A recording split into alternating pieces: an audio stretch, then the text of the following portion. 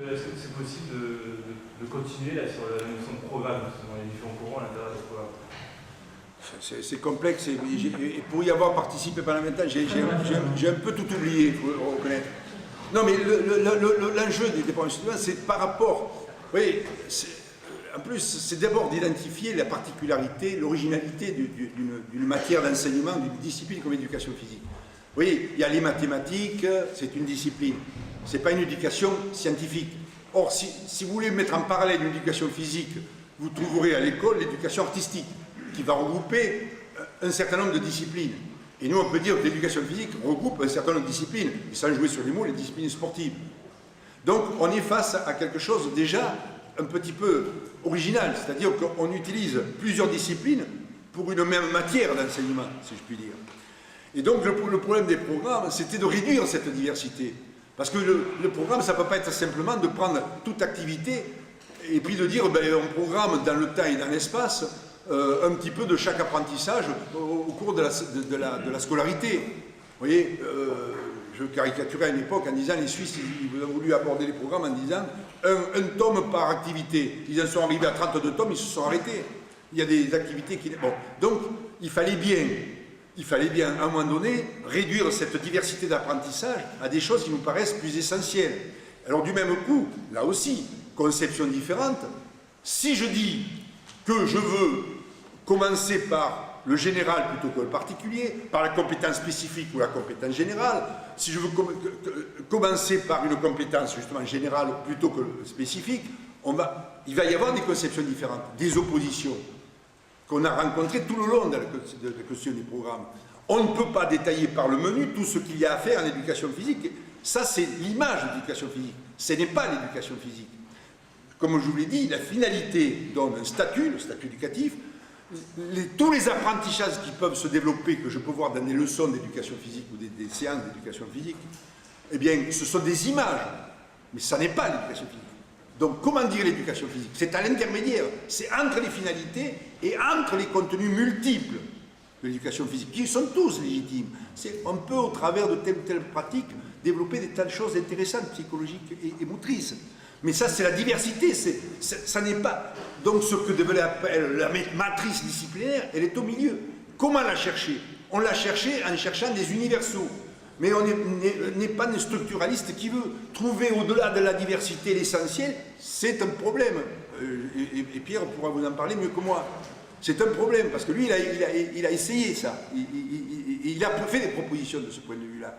Donc trouver, alors on a tergiversé, on a cherché des choses qui n'étaient pas connotées. Bon, c'est l'histoire des domaines, puis des types d'expériences, des types de motricité, des types de conduite, et voilà. Alors on est arrivé à une sorte de consensus plus ou moins d'eau tiède, qui de proche en proche est arrivé à compétences culturelles. Mais quand vous regardez compétences culturelles, qu'est-ce qu'il y a derrière? Il y a... Grosso modo, toujours pareil, d'une façon beaucoup plus, comment dire, naïve, qui est plus accessible, disons, au public, c'est finalement, qu'est-ce que je fais? Je suis confronté à un milieu où soit il est stable et je peux répéter sans cesse les mêmes choses et je peux faire une performance dans un truc que j'améliore constamment, soit je suis dans un milieu instable où je dois m'adapter en permanence, je dois faire preuve de stratégie, de prise de risque, de pari, etc. Voilà il y a plus que ça, évidemment, la réalité, plus que ça. Mais il y a voilà, deux choses dont on est sûr en éducation physique, on va se retrouver face à ça. À tel ou tel moment, on va demander à des élèves de répéter des trucs dans des circonstances toujours identiques. Ou même en athlétisme, la couleur est toujours même identique. Même la couleur est précise. Et si vous changez le truc, vous perturbez l'individu. Et puis au contraire, des milieux changeants. Et puis vous aurez des situations où on va coopérer. Et ça, on est pratiquement les seuls à le faire à l'école, faire coopérer. Les mathématiques pourraient aussi, on peut faire des problèmes à deux. Ce n'est pas leur mode, mais ils pourraient. Mais la coopération, on en fait beaucoup. Par contre, il y a aussi une sorte et puis il y a des choses à visée esthétique, c'est-à-dire qu'on communique, mais non pas par des modes traditionnels de communication, par des communication corporelle, etc. Puis il y a l'entretien physique. Voilà, c'est-à-dire comment m'entretenir, comment m'entraîner. Et vous retrouvez les 5 grandes compétences. Mais ces grandes 5 grandes compétences, Jean Zorro les a entendues avec d'autres vocabulaires. Et il y a été confronté. Et dans son établissement, s'il n'a pas attendu les compétences culturelles pour faire travailler les élèves dans des situations de coopération, dans des situations fixes, avec un objectif d'apprendre plus tard à toute une culture corporelle et une autonomie par rapport à l'apprentissage, il n'a pas attendu les compétences culturelles.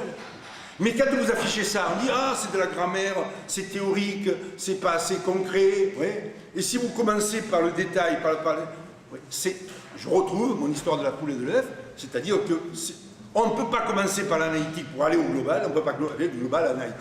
Mais il faut bien partir de quelque chose. Et, je terminerai là, en tant qu'athlète, en tant qu'élève, etc., j'ai toujours eu le sentiment qu'à un moment donné, je faisais l'activité parce qu'elle me plaisait et j'étais obligé de m'arrêter pour travailler un exercice, la tradition de l'exercice. Y compris au plus haut niveau, y compris aux Jeux Olympiques, l'athlète fait des exercices à un moment donné. Il quitte la situation globale pour faire un exercice. Il ne fait pas que les exercices, mais à un moment donné, il le fait. Donc, vous voyez, donc, là, pour vous dire que ce genre d'opposition ne tient pas, mais bon, voilà. Merci.